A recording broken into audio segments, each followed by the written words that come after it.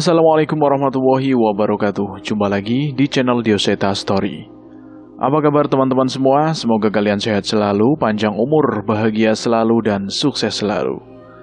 Dan pada kesempatan kali ini, saya akan melanjutkan cerita yang sebelumnya, cerita yang berjudul Pagelaran Sewu Lelembut bagian kelima, Darang. Buat teman-teman yang belum mendengarkan episode sebelumnya, alangkah baiknya mendengarkan terlebih dahulu agar mengerti alur ceritanya. Dan buat teman-teman yang baru bergabung di channel ini, silahkan klik tombol subscribe dan tombol loncengnya agar kalian tidak ketinggalan cerita terbaru dari kami. Oke, langsung saja kita menuju ke ceritanya. Darang.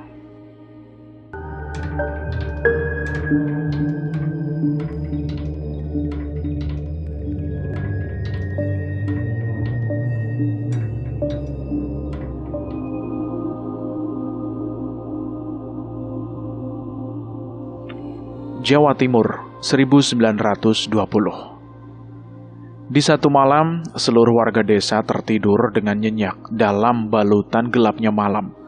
Seorang kakek memasuki desa dengan menarik sebuah gerobak berbau busuk tanpa disadari oleh satupun warga di sana. Kakek itu berjalan dengan percaya diri, seolah yakin bahwa lelapnya warga desa itu tak akan terusik olehnya. Serak, serak, serak, gerobak itu ditarik. Dengan susah payah, ia melintasi hutan sambil menarik gerobak aneh itu. Ia membabat hutan sedikit demi sedikit agar gerobaknya dapat melintas. Bau busuk yang seharusnya membuat manusia manapun tidak nyaman, ternyata telah dinanti oleh hutan itu. Suara tawa cekikikan menyambut kedatangan kakek itu di pemakaman. Namun ia tidak berhenti. Ia terus berjalan hingga menemukan sebuah goa yang tertutupi tanaman-tanaman menjalar. Di goa itulah perjalanannya berakhir. Menjelang subuh, warga desa terbangun dengan suara gong yang menggema dari dalam hutan. Mereka mempertanyakan suara itu, namun tidak begitu peduli. Mereka lebih bingung dengan bau aneh yang tiba-tiba tercium di desa mereka. Setelah beberapa saat, warga desa menganggap hal itu sebagai kejadian biasa dan mengacuhkan ketika bau itu tak lagi tercium. Mereka lebih memilih untuk sibuk mengurus ladang dan ternak mereka masing-masing. Sementara di malam berikutnya, kakek pembawa gerobak itu sudah selesai menebas dan membersihkan tanaman di goa tengah hutan itu.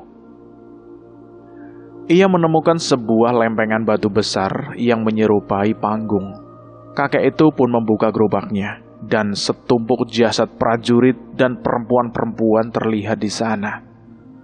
Kakek itu seolah sudah tidak peduli dengan bau yang begitu menyengat. Ia menyeret jasad itu satu persatu dan membaringkannya berjejer di panggung batu itu. Senyum yang lebar terukir di mulut sang kakek. Kita akan bersenang-senang sekali lagi. Semenjak saat itu, ketika warga desa sudah terlelap, suara alat musik pementasan sering terdengar dari tengah hutan. Setiap suara itu terdengar, bau busuk menyebar ke seluruh desa. Tak sedikit warga yang terbangun, bahkan saat pagi datang, bau itu masih tercium. Menganggap kejadian itu bukan perkara besar, warga desa pun berusaha tidak menghiraukannya. Sampai suatu malam, hal yang tidak mereka bayangkan terjadi. Pertama kalinya warga desa melihat bulan purnama merah yang menerangi langit desa saat itu. Sekali lagi bau busuk tercium dengan begitu pekat, dan seluruh ternak gelisah saling bersahutan. Masuk ke rumah, tutup pintu dan jendela. Jangan ada yang keluar rumah apapun yang terjadi.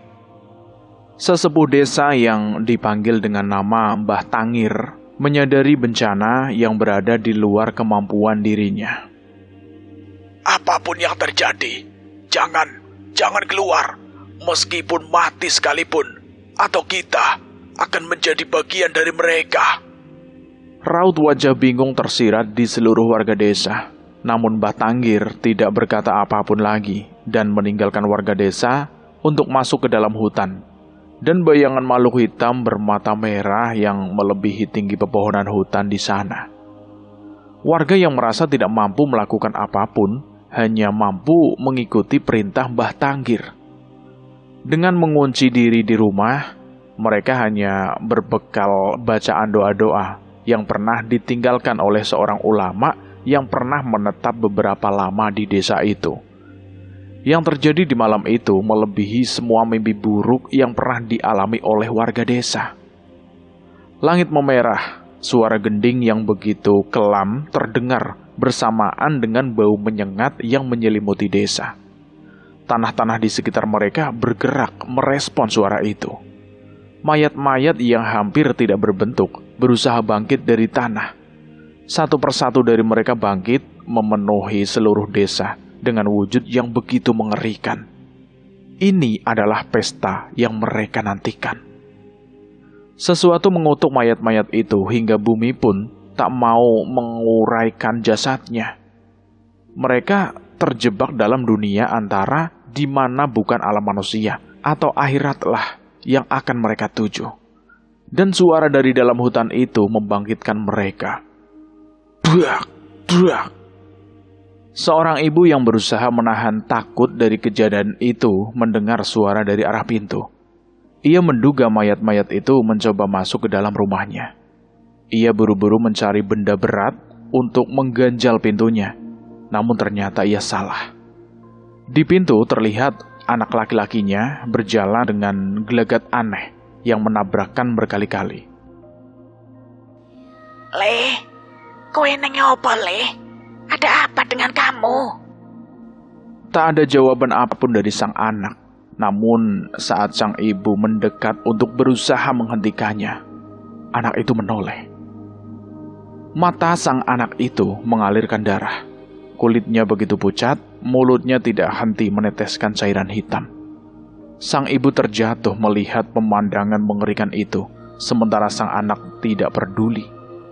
Ia terus berusaha berjalan keluar dengan membenturkan tubuhnya ke pintu rumah. Brak, brak. Le, sudah le, sudah.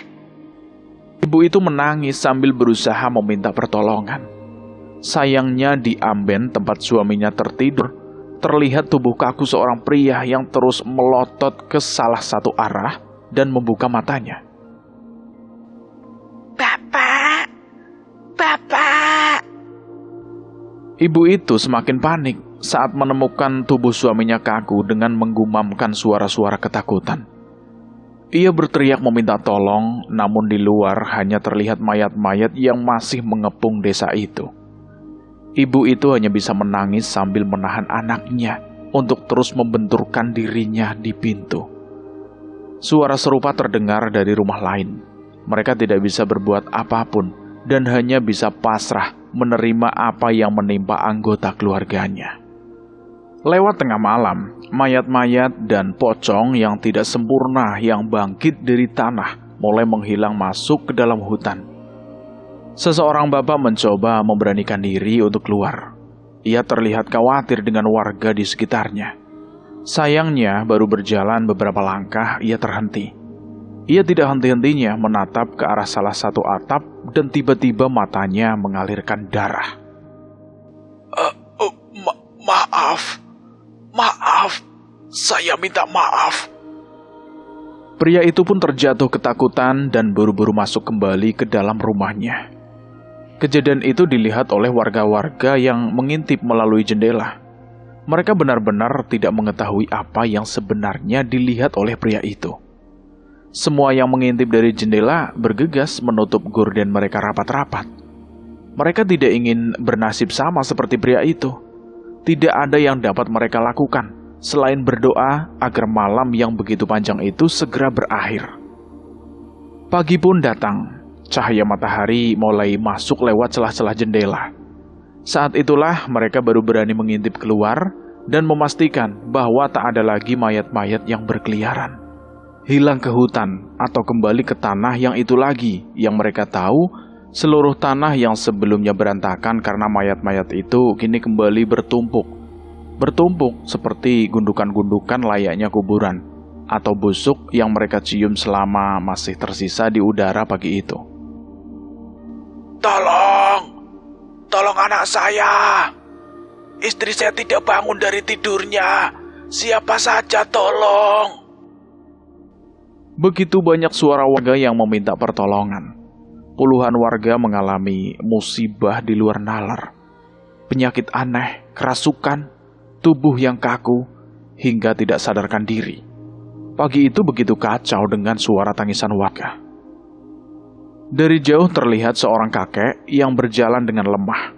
Ia terhuyung-huyung seolah bisa jatuh kapan saja. Mbah Tanggir.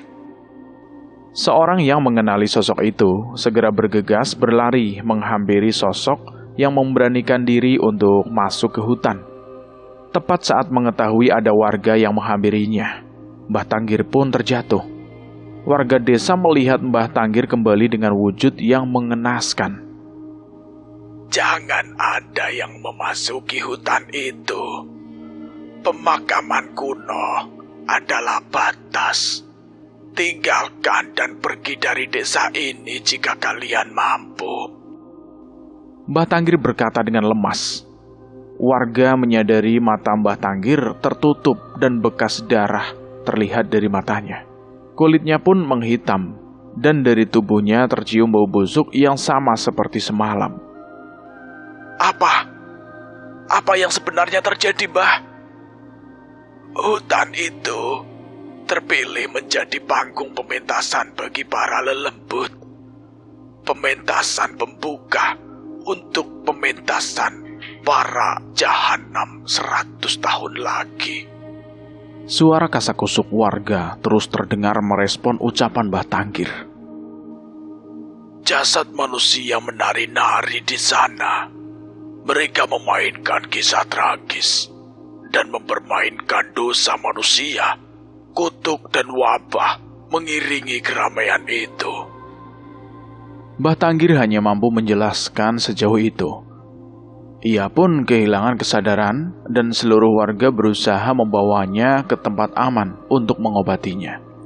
Sebagian warga yang terkena wabah selamat, namun tak sedikit yang akhirnya meregang nyawa. Mbah Tanggir hanya mampu bertahan hidup selama 1 minggu, sebelum akhirnya menghembuskan nafas terakhirnya. Namun ia sempat bercerita tentang apa yang terjadi di goa terlarang itu. Ada pementasan terkutuk yang tidak boleh didatangi oleh manusia. Hanya mereka yang tidak kasat mata dan yang sudah mati yang diizinkan untuk berada di sana. Siapapun yang menyaksikannya akan menjadi bagian darinya. Pementasan terkutuk yang membangkitkan mayat-mayat untuk menari dan berpesta. Roh, arwah, dan para dedemit menikmatinya. Mereka mempunyai satu tujuan, tumbal bagi tuan mereka. Akan selalu ada wabah dan kematian setiap pementasan itu diadakan. Hanya mereka yang memasrahkan nyawanya pada Sang Penciptalah yang mungkin selamat. Mbah Tanggir melakukan ritual di pinggir hutan, memisahkan pementasan itu dengan batas pemakaman kuno agar dampak dari pementasan itu tidak sampai ke desa. Namun ia harus berhadapan dengan kutukan berbagai lelembut yang membuatnya tak mampu bertahan. Hanya mereka yang memiliki keturunan asli warga desa itulah yang dapat sampai ke goa terlarang itu. Kelak mereka akan membawa orang-orang yang mampu menghentikan pementasan terkutuk itu untuk selamanya.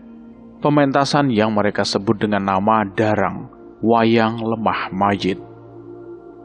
Kita berpindah ke sudut pandang Danan. Aku tidak pernah mendengar nama pementasan seperti ini sebelumnya.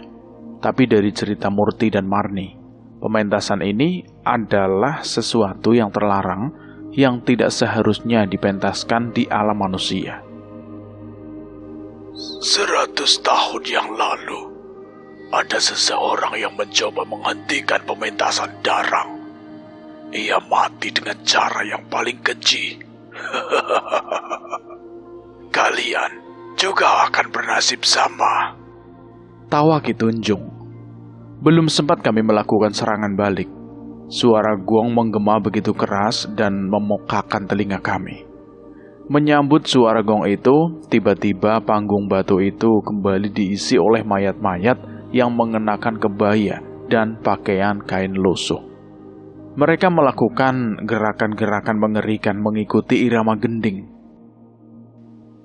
Sing mati duwe hajatan dewe, grayakake mati, grayakake peteng. Suara tembang dengan nada yang membuat kami merinding terdengar bersahutan dengan gending yang mengiringinya. Saat itu mataku terpukau. Aku, Cahyo, Murti, dan Marni tak mampu memalingkan pandangan kami dari pementasan yang mengerikan ini, namun memiliki ketertarikan yang terasa terlarang. Semakin aku mengikutinya, semakin aku terserap dalam pesta mayat-mayat ini. Tanpa sadar darah menetes dari mataku, Cahyo, dan yang lain. Aku ingin memalingkan wajah dari panggung terkutuk itu, namun itu semua begitu sulit. Tubuhku terasa semakin dingin. Aku takut. Aku benar-benar takut. Dalam hati aku ingin terus berdoa, namun apa yang ditampilkan di panggung itu membuatku tak bisa memikirkan hal lain dengan benar. Tutup semua indramu. Samar-samar terdengar suara yang berbisik di sekitarku. Suara, penglihatan, sentuhan. Tutup semua yang menuntunmu kepada hawa nafsu. Suara itu terdengar tenang seolah ingin menuntunku. Doa dan mantra hanya sarana untuk menyampaikan maksud hati dan pikiran kita kepada Sang Pencipta. Di tingkat yang lebih dalam, suara pun akan terdengar tanpa kau ucapkan. Kegelapan dan cahaya pun akan terlihat tanpa membuka mata. Aku mulai memahami maksud suara itu. Kami tak mampu berpaling dari pementasan itu, karena Ki Tunjung dan wayang mayatnya memainkan permainan yang memuaskan nafsu setiap indera manusia dengan cara yang tak bisa dibayangkan oleh manusia. Saat itu aku teringat bagaimana Bapak melatihku untuk tidak mengandalkan penglihatanku. Ia pun mengajarkanku melepas ketergantunganku pada tubuh manusia untuk bisa mencapai keikhlasan yang menuntun setiap doaku. Mungkin itulah yang dimaksud oleh suara itu. Aku pun memaksa menutup mataku yang berkubang darah. Sisa pikiranku kuarahkan ke kegelapan pekat yang membimbing ke dalam ketenangan. Suara gending dan pementasan itu perlahan mulai meredup dan hilang. Hawa dingin dan rasa sakit pun mulai tak lagi kurasakan. Hanya gelap dan hingga semua perasaanku pun mulai lenyap. Ini tenang, namun sekaligus mengerikan. Bagus. Sekarang wujudkan doamu tanpa kata. Sampaikan hasratmu dengan hati. Saat itu yang aku merasa semua doa-doa yang ingin kuucapkan terbentuk menjadi sebuah rasa. Hasratku saat itu adalah keselamatan Cahyo, Murti, dan Marni. Dan saat itulah aku merasakan ada cahaya dan kehangatan di tempat seharusnya mereka berada. Kuasailah amalan ini. Mungkin yang bisa menyelamatkan kalian nanti. Suara itu mulai meredup. Saat itu aku memutuskan untuk membuka mata dan melihat Cahyo, Murti, dan Marni yang tak terpengaruh lagi dengan pementasan itu. Mereka sedang berusaha menguasai kesadarannya sendiri. Danan, apa yang kamu lakukan? Suara kakek itu yang membimbingku, Jul. Aku menoleh ke berbagai arah mencari asal suara tadi. Saat itu, Marni terpaku pada satu arah. Mas Murti, kakek itu... Iya, Mas juga ngerasa dekat sama roh kakek itu. Mereka tak berkata lebih dari itu. Sepertinya seandainya kami lolos dari pementasan mengerikan ini, aku harus mempertanyakan hal itu kepada mereka. Aku harus berterima kasih. Nan, kamu bisa mengalihkan setan-setan ini. Sepertinya aku harus menghentikan dia. Cahyo merujuk ke arah Ki Tunjung. yang duduk di kursi dalangnya sambil melakukan pergerakan aneh dan mengalunkan tembang dengan bahasa yang kami tidak mengerti. Sepertinya biasa. Aku menatap tanganku dan mengingat ajaran kakek tadi. Seandainya aku bisa mengendalikan indraku, mungkin serangan yang merepotkan Cahyo tadi bisa kutangani. Kliwon, jaga Murti dan Marni. Perintah Cahyo sepertinya juga sudah mempelajari sesuatu. Ia tidak begitu saja membabi buta di panggung mengerikan itu. Ia melompat ke puncak pohon tertinggi dan mengawasi sekelilingnya. Cahaya bulan purnama saat itu menerangi Cahyo. Namun yang terbiaskan adalah cahaya Wanasura yang merasuk dalam dirinya. Keberadaan Cahyo disadari oleh mayat-mayat hidup yang mengepungnya tadi. Mereka mengincar Cahyo, namun kali ini aku melemparkan keris Raga Sukma dan membuatnya melayang menembus jantung mereka satu persatu. Kalian digodok. Mayat-mayat itu kembali bangkit. Sekali lagi suara melengking, bau menyengat, dan rasa sakit yang aneh mulai kurasakan. Aku menoleh ke arah Cahyo. Sepertinya menjauh ke atas pohon adalah caranya untuk tidak terpengaruh oleh kutukan mayat-mayat ini. Aku percaya ia akan melakukan sesuatu. Terlihat ia sedang memfokuskan dirinya pada sesuatu. Jika para bisa menggunakan wayangnya untuk mewujudkan Jogorawu, maka aku juga bisa mewujudkanmu sesaat dengan bayangan rembulan ini. Wanasura! Cahyo melibatkan sarungnya di leher sambil menyatukan seluruh kesadarannya dengan Wanasura. Seketika biji mata Cahyo memerah. Kedua taring menyeruak dari giginya dan bulu putih halus mulai tumbuh. Suara Wanasura terdengar mengaum dari mulut Cahyo. Aku mulai panik. Cahyo seperti berubah menjadi siluman kera dan wujudnya begitu mengerikan. Namun ia bergumam dan tetap berada di atas pohon itu. Panggung batu itu tiba-tiba hancur. Krak! Aku menoleh dan sosok bayangan hitam berwujud Wanasura berdiri bagi raksasa yang ingin melumat pertunjukan ini. Brengsek, bagaimana makhluk sakral ini bisa ada di sini? Ternyata kalian bukan manusia biasa. Ki Tunjung merasa menyesal meremehkan kami. Bayangan Wanasura itu mengamuk.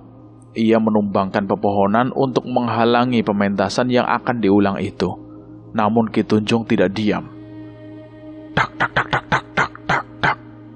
Ia memukul dodogan dan menoleh ke arah demit yang sedari tadi hanya menonton pementasan. Sopo sing arep nonton? Kudu milu mata ini menungso-menungso sing rati undang iki. Saat itu, seketika setan-setan yang berkumpul menyaksikan pementasan darang itu mengincar roh kami.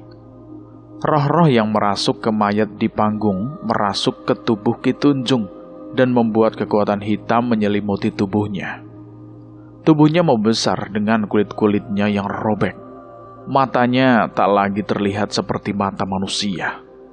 Aku hampir panik dengan situasi ini. Namun sekelebat ada selendang yang melayang di antara setan-setan itu. Ada sedikit bau yang aku kenal dari benda itu. Sebelum setan-setan itu sempat menyerang kami, aku membuka sebuah botol kecil yang pernah diberikan Gama padaku. Bau itu adalah bau yang sama dengan wewangian yang diwariskan Ki Langsamana pada Gama.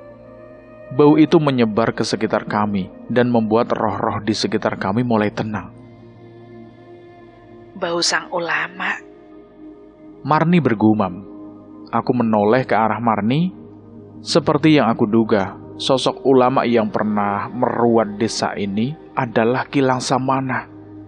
Tak kusangka, walau hidup di zaman yang berbeda, ia tetap menolong kami. Bau ini. Harusnya ulama keparat itu sudah menghilang. Sudah mati. Mati? Kalianlah yang sudah mati.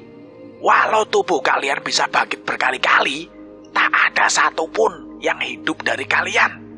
Berbeda dengan Kilang Samana, walaupun jasadnya sudah tiada, amal, ilmu, kebaikan, dan peninggalannya masih membuatnya terus hidup. Saat itu kedua kekuatan besar beradu di panggung yang mulai runtuh itu. Wanasura dan Ki Tunjung yang dirasuki roh mayat-mayat itu mengamuk. Saat sudah memastikan roh-roh dan setan di sekitar desa ini mulai tenang dan menghilang perlahan, aku memilih untuk melindungi Marni dan juga Murti. Kini hanya kekuatan besar itu yang bertarung, bayangan Wanasura dan Ki Tunjung. Sudah selesai, ucapku menenangkan Marni dan Murti. Tapi Ki Tunjung masih begitu mengerikan. Ketika wujud Wanasura sudah muncul di alam ini, mau ratusan makhluk merasuki Ki Tunjung pun, Wanasura tidak akan kalah. Bukan tanpa alasan. Yang mengerikan dari Ki Tunjung adalah caranya mementaskan darang yang begitu mematikan. Tapi dalam pertarungan, aku lebih percaya dengan kemampuan Cahyo dan Wanasura. Bayangan Wanasura menghantam tubuh Ki Tunjung. Ia tidak menyerang fisiknya. Sebaliknya, ia menarik satu persatu roh yang merasuki Ki Tunjung dan menghabisinya dengan buas. Ia menggigit roh itu, membantingnya, melumatnya, hingga tubuh Ki Tunjung berangsur-angsur kembali ke wujud aslinya. Kala itu wajah Ki Tunjung terlihat pucat. Ia panik dan mulai menjaga jarak dari Wanasura. Cahyo yang menyadari maksud Ki Tunjung bergegas memerintahkan Wanasura untuk menghabisi dalang terkutuk itu. Sial. Ki Tunjung yang kehabisan tenaga terseok-seok di tanah. Ia berusaha sekuat tenaga berlari ke kabut hitam yang dibuatnya. Namun Cahyo tak berniat untuk melepaskannya. Belum sempat Wanasura menangkap tubuh lemah itu, tiba-tiba bayangan Wanasura itu menyusut. Ki Tunjung menoleh dan tak mengerti apa yang terjadi. Ia terus berlari hingga kabut hitam yang menutupi hutan itu kini menelan dirinya. Aku melihat ke arah Cahyo dan darah merah menetes dari sisi bibirnya. Panjul, sudah cukup. Aku berteriak yang segera berlari ke arah pohon yang dinaiki Cahyo. Benar saja, saat bayangan Wanasura menghilang, Cahyo terjatuh lemah dari pohon itu. Aku bergegas menangkap tubuh itu dan membaringkannya ke posisi yang nyaman. Mas Danan, Mas Cahyo nggak apa-apa? Marni bertanya. Aku memeriksa tubuh Cahyo sejenak dan memastikan nafasnya masih ada dan jantungnya masih berdetak. Gak apa-apa Marni, dia terlalu nekat hingga kelelahan. Aku melanjutkan dengan membaca doa pada sebotol air yang aku bawa dan meminumkannya kepada Cahyo. Cahyo tidak segera sadar, tapi aku tahu dia akan baik-baik saja. Aku pun menoleh ke arah sekitar dan sebagian roh yang terjebak di pementasan tadi masih berkeliaran di hutan itu. Itu bau sang ulama. Panggil dia, tenangkan kami. Seandainya ia terus berada di sini. Suara-suara itu terdengar dari roh-roh gentayangan di sekitar kami. Apa kalian bisa menceritakan apa yang sebenarnya terjadi pada desa ini di masa lalu? Saat itu salah satu roh muncul dari kegelapan hutan. Seorang kakek yang berjalan dengan matanya yang sayu. Tanyakan pada cucu-cucuku itu. Keluargaku selalu menceritakan kisah-kisah tentang desa ini turun-temurun. Mengenai ritual terlarang di pemakaman kuno sang ulama, pementasan wayang, hingga keberadaan pertunjukan terkutuk ini, Darang. Kami berjanji menjaga kisah ini untuk diturunkan hingga anak cucu kami. Aku mengenal suara itu. Ia adalah sosok yang berbisik padaku tadi. Bah Tanggir kan? Jadi Bah Tanggir benar leluhur kami? Tanya Murti kepada sosok itu. Sosok roh kakek itu mengangguk. Bah, bagaimana sosok seperti Bah masih bergentayangan dan belum tenang? Apa yang terjadi, Bah? Aku masih belum tenang sampai pementasan terkutuk ini musnah. Aku melihat kengerian yang kalian lihat. Aku bisa bertahan hingga kembali ke desa. Namun sudah banyak nyawa yang melayang pada saat itu. Kegagalanku membuat aku mati dengan tidak tenang. Aku akan pergi ketika memastikan tidak ada lagi pementasan terkutuk ini. Berarti sekarang Mbah sudah tenang kan? Awalnya Mbah kira iya. Tapi saat mengetahui keberadaan pementasan yang lebih mengerikan, pagelaran Sewu Lelembut, Mbah tidak mungkin tenang. Mbah baru akan tenang saat desa ini tak lagi menjadi sarang setan-setan mencari tumbal. Perjuangan sang ulama dan dalang pendakwah itu tak boleh sampai putus. Mendengar ucapan itu, aku pun tidak bisa memaksa apapun. Namun jika ucapan Mbah Tanggir benar, maka seharusnya ia akan tenang ketika kami berhasil menghentikan Raden Giri Sangkur. Pergilah, penduduk desa berada di hilir sungai. Mereka membangun tempat sementara untuk mengamankan diri dari makhluk-makhluk itu. Temui mereka, dan apa yang ada di sana mungkin bisa memberi petunjuk pada kalian untuk menghadapi Raden Giri Sangkur. Aku mengangguk. Marni dan Murti pun setuju. Sepertinya ia sudah tidak sabar untuk mengetahui keberadaan orang tua mereka. Sosok itu menghilang, namun aku masih menyempatkan waktu untuk membacakan ayat-ayat suci bersama Marni dan Murti untuk menghantarkan roh-roh warga desa yang terjebak dalam kutukan pementasan darang yang pernah terjadi di desa ini. Satu persatu roh-roh itu menghilang. Saat merasa keadaan mulai tenang, aku pun menggendong tubuh Cahyo dan melanjutkan perjalanan ke hilir sungai, tempat di mana seharusnya warga desa mengungsi untuk menyelamatkan diri. Masih mengganjal di pikiranku mengenai ilmu yang Cahyo gunakan barusan. Apa ia mempelajarinya dari semesta bara? Atau pengaruh bulan purnama yang membuatnya mampu menciptakan bayangan Wanasura sebesar itu? Semoga saja Cahyo tidak perlu melakukan ilmu seperti itu lagi. Suara air yang mengalir dan hangatnya matahari pagi membuatku tersadar dari istirahat singkat di sisi sungai. Kami memutuskan untuk beristirahat sejenak sambil menunggu pagi untuk melanjutkan perjalanan. Menurut Murti, butuh beberapa jam jalan menanjak untuk sampai ke hilir sungai. Kowe rapo potonan? Kamu gak apa-apa kan? Cahyo sudah terbangun lebih dulu dan duduk di dekatku sambil memakan pisang bersama Kliwon. Gak kebalik, Jul. Kamu loh yang nekat manggil Wanasura pakai cara begitu sampai kamu pingsan. Enggak, Nan. Yang terjadi sama aku itu gak seberapa. Waktu ada cahaya yang menyelimutiku, Marni dan Murti, aku langsung tahu bahwa itu ulahmu. Tapi cahaya itu gak ada di tubuhmu. Saat itu kamu seperti mati. Menurut Cahyo, ia melihat warna kulitku memucat, bibirku menghitam, dan ia tidak merasakan aura kehidupan pada tubuhku. Itu jauh berbeda dibanding saat kamu meraga sukma meninggalkan tubuhmu. Kamu bercanda, Jul. Gak begitu kok. Bener, Mas. Aku juga melihat sendiri. Aku sempat mengira Mas Danan sudah meninggal. Tak terasa apapun dari Mas Danan, ucap Murti. Aku menghela nafas. Sepertinya aku harus menjelaskan semua agar mereka itu tidak khawatir. Gini, Jul.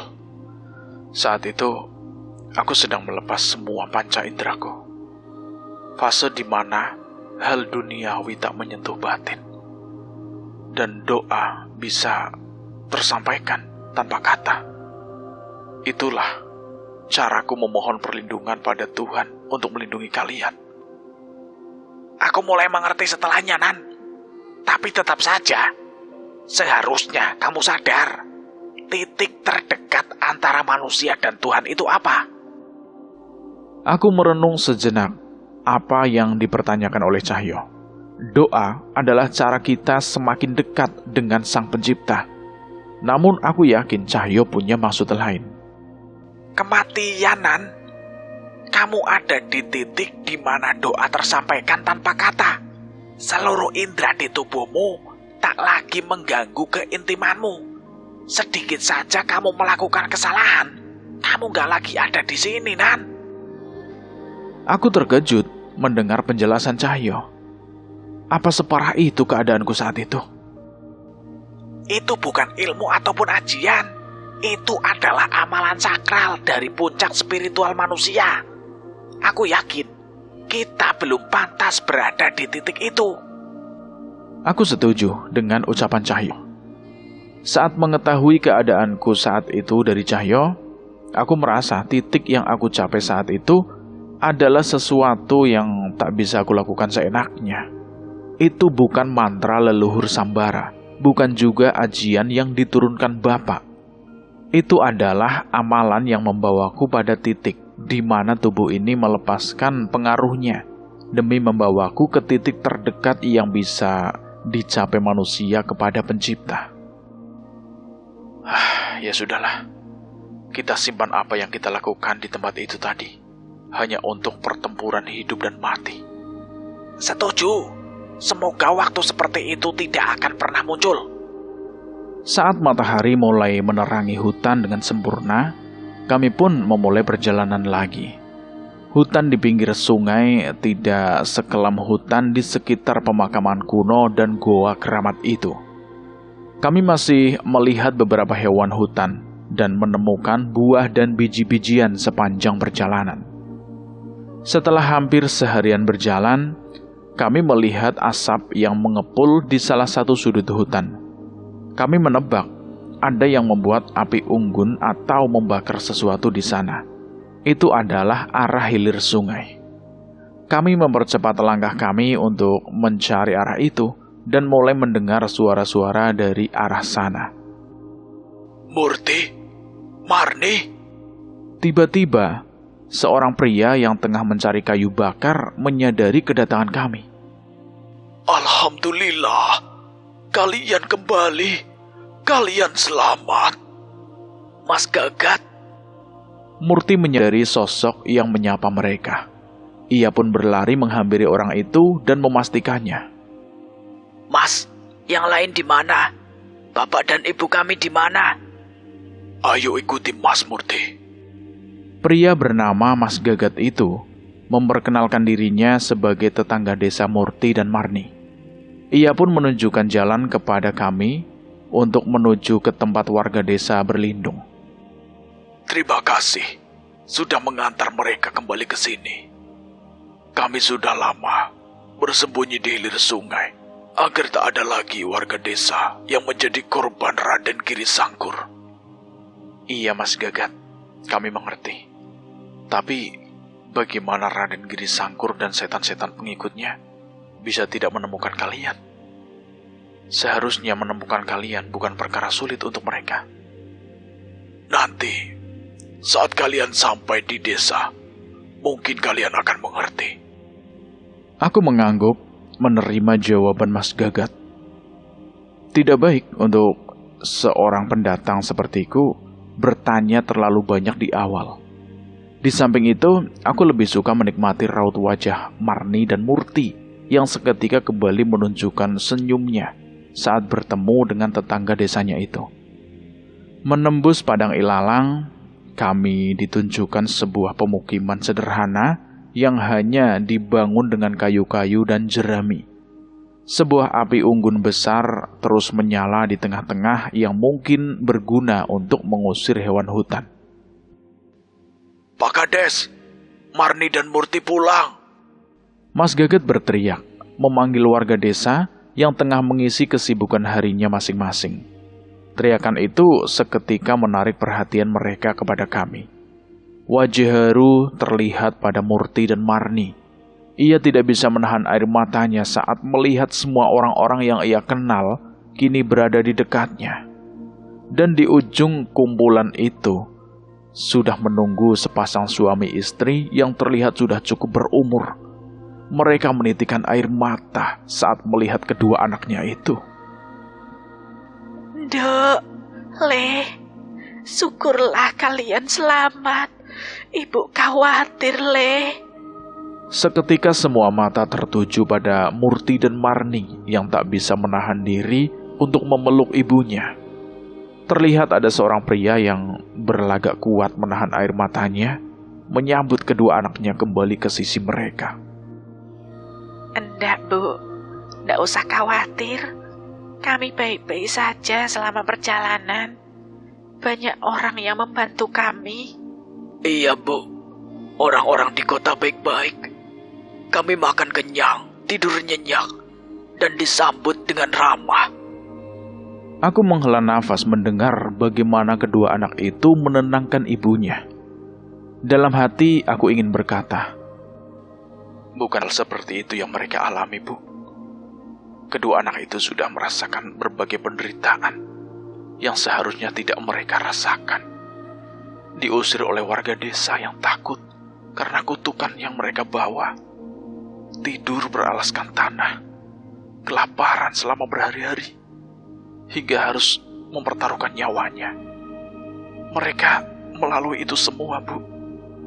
ingin sekali aku menceritakan perjuangan kedua anak itu kepada orang tuanya. Namun sepertinya hal itu tidak akan merubah apapun dan hanya akan menambah kekhawatiran kedua orang tuanya. Mas Gagat pun mengajak kami bertemu dengan seseorang yang dipercaya menjadi kepala desa. Pak Hangkuh namanya. Ia menyambut kami setelah mengetahui bahwa kamilah yang mengantar Murti dan juga Marni untuk kembali. Di ruang terbuka itu, Murti dan Marni menceritakan semua hal yang terjadi selama perjalanan. Mulai dari kejadian saat mereka dikejar kepala setan berkepala, pertolongan penunggu sendang, hingga sampai di desa Ranubaya dan bertemu kami. Seperti cerita Bapak tentang desa kita zaman dulu. Ada dalang hebat bernama Ki Bayu Harjo yang melindungi desa dari bencana gaib. Warga desanya juga sangat baik. Mereka enggan menyerahkan kami ke setan-setan yang mengikuti kami dari sini. Padahal nyawa mereka terancam. Tambah Murti. Kilas balik tentang kejadian di desa Ranubaya terlihat lagi di ingatanku. Aku pun teringat akan Arsa. Apa yang sedang ia lakukan sekarang? Apa ia sudah mendapatkan petunjuk lain mengenai wayang pusaka peninggalan ayahnya itu? Saat senja datang, aku mendengar suara azan bergumandang dari sebuah bangunan sederhana yang mereka manfaatkan sebagai musola. Suara itu dikumandangkan oleh seseorang tanpa pengeras suara. Namun suara itu mampu menjangkau ke seluruh pemukiman kecil ini. Apa hanya segini yang selamat, Pak? Tanya Murti pada ayahnya. Ayah Murti dan Pak Pangkuh saling bertatapan. Mereka seperti tidak sanggup menceritakan hal yang membuat raut wajah mereka meredup. Saat ini kita cuma bisa pasrah, Le. Setelah satu persatu warga desa dirasuki dan menjadi tumpal, kami menemukan cara untuk bersembunyi di tempat ini. Sayangnya, tempat persembunyian ini pun tidak bisa menolong kita dari kutukan darah desa tumpal. Tepat pada hari ke-100, pagelaran Sewu Lelembut akan diadakan. Dan kita semua akan menyusul teman-teman kita yang telah pergi lebih dulu. Aku melihat Cahyo mengepalkan tangannya, menahan emosinya. Aku masih tidak percaya bahwa ikatan darah bisa membawa kutukan hingga seperti ini. Mas Danan dan Mas Cahyo sudah menghancurkan pementasan darang di Goa Keramat. Kita pasti bisa selamat, Pak. Marni mencoba menceritakan apa yang terjadi semalam. Apa itu benar, Mas? Tanya Pak Hangkuh kepada kami. Kami berdua pun mengangguk. Syukurlah. Mungkin kita bisa kembali lagi ke desa setelah ini. Sayangnya, pementasan darah hanya sarana mereka untuk mencari tumpal. Tapi pagelaran terkutuk yang sebenarnya baru akan terjadi di hari ke-100, di purnama berikutnya. Lanjut Pak Hangkuh. Aku mulai mengerti setelah mendengar semua cerita dari Pak Hangkuh. Ternyata walaupun sudah meninggalkan kepercayaan dan ritual terlarang, warga desa ini masih dikutuk oleh sesuatu yang tidak pernah mereka sangka. Leluhur mereka pernah melakukan perjanjian yang mereka sendiri tidak mengerti, di mana seluruh keturunan yang mewarisi darah leluhur desa ini akan menjadi persembahan untuk ritual keramat di pagelaran Sewu Lelembut. Saat waktunya tiba, bukan setan-setan pengikut Raden Giri Sangkur yang akan menjemput kami, melainkan darah kami sendiri, kami yang akan menyerahkan kami sebagai persembahan. Jangan khawatir, kami akan menghentikan pagelaran itu. Kedatangan kami mengantar mereka, Marni dan Murti, adalah demi mendapat petunjuk untuk menghentikan pagelaran itu. Benar, Pak, Bu. Mas Danan dan Mas Cahyo sudah menemukan tempat pementasan itu.